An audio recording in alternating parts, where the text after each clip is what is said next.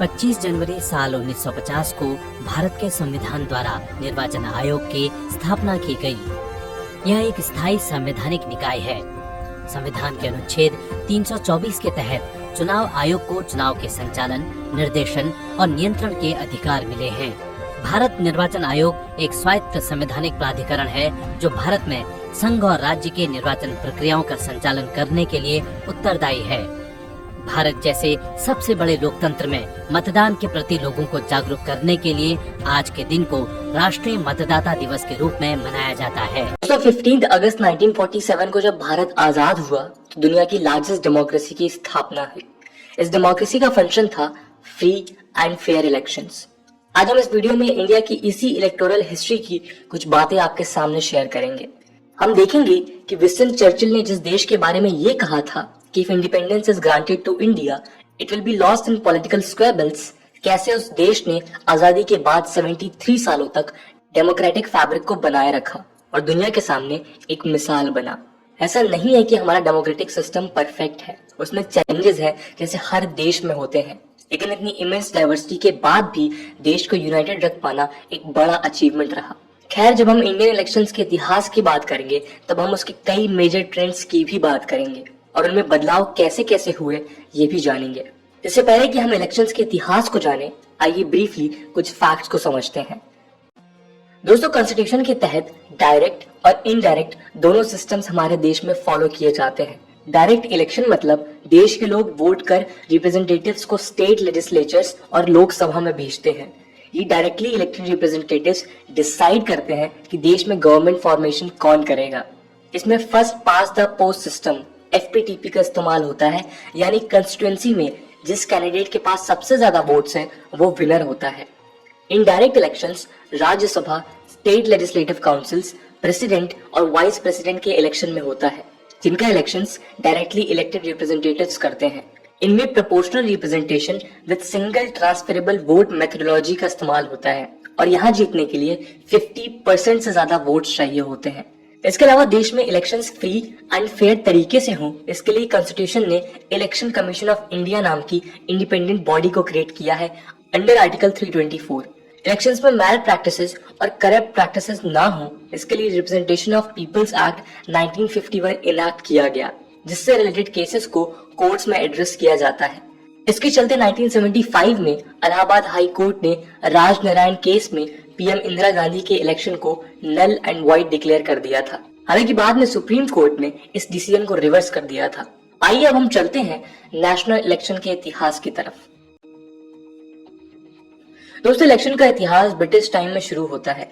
Legislative assemblies का creation 19th century में British parliament के चार्टर एक्ट 1853 के तहत किया गया था, जिसकी मेंबरशिप धीरे धीरे बढ़ाई गई, लेकिन इनमें इनिशियली सिर्फ नॉमिनेटेड मेंबर्स थे। गवर्नमेंट ऑफ इंडिया एक्ट 1892 ने पहली बार इनडायरेक्ट इलेक्शंस इंट्रोड्यूस किए और 1909 के एक्ट ने पहली बार डायरेक्ट इलेक्शंस।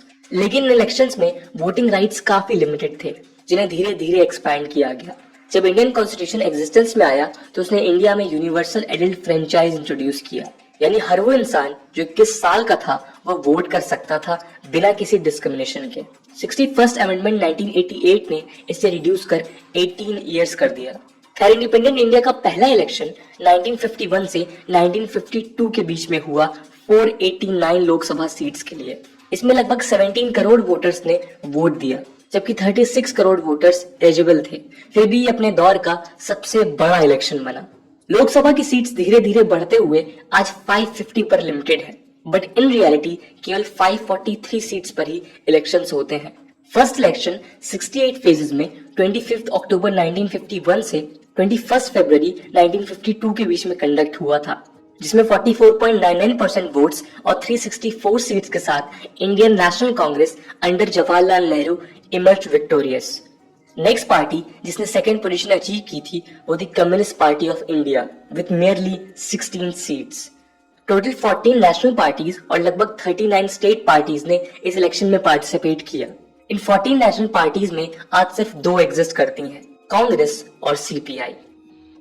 1951 से 1977 के जनरल इलेक्शंस तक इंडिया में एक मल्टी पार्टी सिस्टम तो था, लेकिन इन रियलिटी कांग्रेस अपने फ्रीडम स्ट्रगल की लेगेसी और पहले जवाहरलाल नेहरू और बाद में इंदिरा गांधी की पॉपुलैरिटी और लीडरशिप स्किल्स के चलते डोमिनेंट बनी रही, लेकिन इमरजेंसी और बाकी के कई फैक्टर्स के चलते 70 और 80 के दशक में कांग्रेस की डोमिनेंस कम होना चालू हुई। 1977 में हार के बाद 1980 में इंदिरा गांधी के अंडर कांग्रेस ने एक बार फिर से कमबैक किया और 1989 तक पावर में रही। नेशनल फ्रंट के कोalition के सामने राजीव गांधी 1989 के इलेक्शंस में हार गए और तब शुरू हुआ इंडियन पॉलिटिक्स का नया दौर, जहां मल्टी पार्टी सिस्टम का एक्चुअल सिग्निफिकेंस दिखा। ये दौर था कोalition का, जो अगले 25 सालों तक इंडियन पॉलिटिक्स की रियलिटी बन गया। पॉलिटिकल साइंटिस्ट के हिसाब से कोalition एरा के जन्म के पीछे कई कारण हैं। सबसे पहला है रीजनलिज्म, जिसका रूट जाता है 1952 में पोट्टी श्रीरामुलु की आंध्र स्टेटहुड डिमांड के लिए हंगर स्ट्राइक में डेथ तक। इसके अलावा 1953 में फजल अली कमीशन का लिंग्विस्टिक बेसिस पर स्टेट रीऑर्गेनाइजेशन के एक्सेप्टेंस का भी इसमें बड़ा रोल रहा। इसके बाद कई स्टेट्स लिंग्विस्टिक बेसिस पर इमर्ज हुए, जैसे Andhra Pradesh based on Telugu, Tamil Nadu based on Tamil, Maharashtra based on Marathi and so on. इनमें से कई स्टेट्स में लिंग्विस्टिक, एथनिक और कल्चरल ग्राउंड्स पर स्टेट पार्टीज धीरे धीरे पावरफुल हुए, जिन्होंने नेशनल पार्टीज के डोमिनेंस को कमजोर किया। इसमें सबसे अच्छा एग्जांपल है तमिलनाडु में डीएमके का, जिसने तमिलियन कल्चरल आइडेंटिटी को कंसोलिडेट कर अपने यूनिक वोटर बेस को क्रिएट किया। दूसरा रीजन था जेपी मूवमेंट से इमर्ज हुआ अप्रोर अगेंस्ट कांग्रेस और 1975 का इमरजेंसी, इसने कांग्रेस को वीकन किया। साथ में इसने कई ऐसे लीडर्स को जन्म दिया जो इंडियन पॉलिटिक्स में बैकवर्ड कास्ट मूवमेंट को पावरफुल बनाने वाले थे।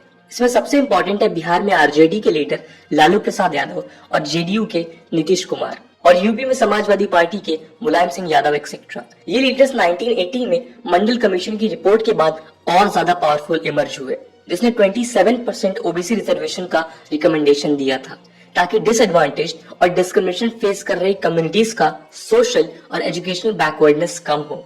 लेकिन इसका पॉलिटिकल इम्प्लीकेशन भी था। बाद में जब वीपी सिंह गवर्नमेंट ने 1990 में इन रिकमेंडेशंस को इम्प्लीमेंट करने की कोशिश की, तो इंडिया में कास्ट बेस्ड पोलराइजेशन बढ़ा, जहां प्रो और एंटी रिजर्वेशन फोर्सेस के बीच कॉन्फ्लिक्ट हुआ। इस पोलराइजेशन ने ओबीसी कम्युनिटीज को आइडेंटिफाई और डिस्क्रिमिनेशन के प्रति जागृत किया, और इसलिए इस दौर में बैकवर्ड कास्ट पॉलिटिक्स में और ज्यादा स्ट्रांग हुई। नतीजन गंगा बेल्ट, जो इंडियन पॉलिटिक्स का मेजर डिटर्मिनेंट था, वहां कई स्टेट पार्टीज इमर्ज हुई, जिनके नाम हमने आपको पहले बताए। तीसरा रीजन था उत्तर प्रदेश में बहुजन समाज पार्टी का राइज, जिसका फॉर्मेशन दलित एक्टिविस्ट काशीराम ने किया था, जिसके बाद में मायावती ने इसे लीड किया। काशीराम ने वोट हमारा राज तुम्हारा नहीं चलेगा स्लोगन यूज करते हुए बीएसपी को मजबूत किया। बीएसपी का राइज शेड्यूल्ड कास्ट असर्शन का पॉलिटिकल साइड था, जिन्हें आर्टिकल 330 के बेसिस पर पॉलिटिकल रिजर्वेशन मिला, लेकिन फिर भी कास्ट बेस्ड डिस्क्रिमिनेशन खत्म नहीं हुआ था। इवन 2019 में एनसीआरबी की डेटा की माने तो crime against SC and ST communities 7% और 26% तक राइज हुआ। बीएसपी का राइज, जो यूपी जैसे इंपॉर्टेंट स्टेट में हुआ, उसने भी वन पार्टी डोमिनेंस को कमजोर कर दिया। इन सब कारणों से वन पार्टी डोमिनेंस का कमजोर होना 1977 से 2009 के इलेक्शन के रिजल्ट्स में दिखा। 1980 और 1984 को छोड़ दें तो किसी इलेक्शन में कोई पार्टी अकेले मेजोरिटी नहीं ला पाई और उन्हें जरूरत पड़ी दूसरी पार्टीज के सपोर्ट की। 1977 में जनता पार्टी के अंडर मोरारजी देसाई 857 डेज के लिए पावर में आए, जो फर्स्ट नॉन कांग्रेस गवर्नमेंट थी। लेकिन जनता पार्टी कई फैक्शंस का अमेलगमेशन थी और इसलिए डिसएग्रीमेंट्स के चलते 1979 में ये गवर्नमेंट गिर गई। फिर 1979 में चौधरी चरण सिंह ने अपनी गवर्नमेंट बनाई कई पार्टीज के सपोर्ट से, लेकिन सिर्फ 171 डेज बाद ये गवर्नमेंट भी गिर गई।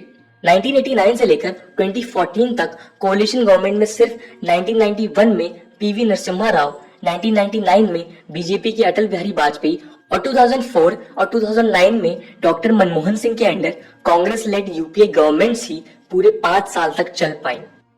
1989 में वीपी सिंह 344 डेज के लिए बीजेपी और लेफ्ट के आउटसाइड सपोर्ट से पावर में रहे, जिनके बाद चंद्रशेखर ने नवंबर 1990 में कांग्रेस के सपोर्ट से गवर्नमेंट को फॉर्म किया, जो जून 1991 तक चली।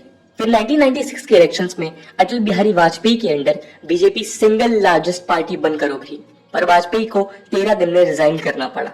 जून 1996 में एचडी देवेगौड़ा की गवर्नमेंट 325 डेज के लिए पावर में आई और अप्रैल 1997 में 333 डेज के लिए आईके गुजराल कांग्रेस सपोर्ट से पावर में रहे। इनकी गवर्नमेंट भी कमजोर कोalitions पर टिकी हुई थी और फाइनली 1998 में फिर इलेक्शन हुए।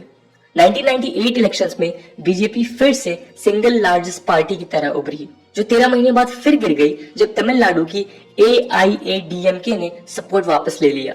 कारगिल युद्ध के बाद 1999 इलेक्शंस में फाइनली एक स्टेबल कोalition बीजेपी के अंडर बना, जो 2004 तक चला और 2004 से 2014 तक कांग्रेस लेड यूपीए कोalition पावर में रहा। खैर, कोalitions का दौर 2014 के इलेक्शंस में खत्म हुआ और 25 साल बाद पहली बार किसी गवर्नमेंट ने खुद के दम पर सरकार बनाई। यूपीए 2 पर लगे करप्शन के चार्जेस जैसे 2G scam, Commonwealth scam etcetera ने कांग्रेस की इमेज को काफी नेगेटिवली इंपैक्ट किया। इस दौर में इंडिया अगेंस्ट करप्शन मूवमेंट का राइज भी हुआ, जिसे noted activist Anna Hazare lead कर रहे थे। इसने भी एक एंटी कांग्रेस सेंटिमेंट को इंडिया में बिल्ड किया।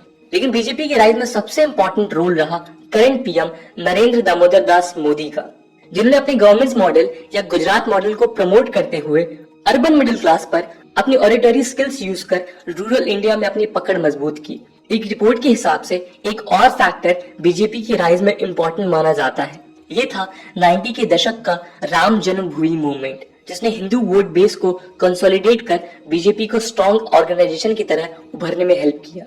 यही वजह थी कि शायद जिस बीजेपी को 1984 के इलेक्शंस में 2 सीट मिली थी, वो 1995 में सिंगल लार्जेस्ट पार्टी की तरह उभरी और 2014 और 2019 में मेजोरिटी पार्टी बन गई। बीजेपी के स्ट्रॉन्ग ऑर्गेनाइजेशन का इतिहास 90 के दशक में ट्रेस किया जा सकता है, जिसने 2014 में नरेंद्र मोदी के कैंपेन को काफी हेल्प किया। इसके अलावा इसी रिपोर्ट के हिसाब से बीजेपी ने यूपी में डोमिनेंट पार्टीज जैसे बीएसपी और एसपी के वोट बैंक्स को भी अपनी साइड में किया, जिसने कहीं ना कहीं मंडल इफेक्ट को कमजोर कर यूपी जैसे मेजर स्टेट में 80 में से 71 सीट्स जीती। 2019 में भी ये ट्रेंड कंटिन्यू रहा और तब तो बीजेपी और भी ज्यादा पावर के साथ वापस पावर में आई, बावजूद इसके कि यूपी में एसपी बीएसपी अलायंस भी बना था। तो दोस्तों, ये था हमारे आजाद भारत के इलेक्शंस का अब तक का इतिहास, जिसमें हमने देखा कि कैसे शुरुआत के लगभग 40 साल तक कांग्रेस का डोमिनेंस इंडियन पॉलिटिक्स को डिफाइन करता रहा। इसके बाद जन्म हुआ कोalition पॉलिटिक्स का, जो लगभग 25 साल तक डोमिनेंट फीचर रहा, और फिर कैसे बीजेपी ने एक बार फिर एक one party led stable political system को जन्म दिया। अब ये बात काफी इंटरेस्टिंग होगी कि आगे इंडियन पॉलिटिक्स कौन सा नया मोड़ लेगी और कौन से फैक्टर्स उसे डिफाइन करेंगे। कई पॉलिटिकल कमेंटेटर्स जैसे क्रिस्टोफ जेफ्रोलॉट का मानना है कि बीजेपी की राइज के पीछे एक राइजिंग मिडिल क्लास का मेजर रोल है, जो इंडियन सोसाइटी में हो रहे चेंजेस का रिजल्ट है। इसके अलावा द हिंदू के डिप्टी एडिटर और पॉलिटिकल एनालिस्ट नागेश प्रभु भी अपनी किताब middle class media and Modi the making of a new electoral politics में मिडिल क्लास को एक इंपॉर्टेंट फैक्टर बताते हैं। मिडिल क्लास आगे भी बीजेपी को सपोर्ट करेंगी या नहीं, ये तो आने वाला समय ही बताएगा। लेकिन एक बात तो तय है कि 90s में हुए इकोनॉमिक रिफॉर्म्स के बाद मिडिल क्लास का रैपिड एक्सपेंशन इंडियन सोसाइटी में हुआ है।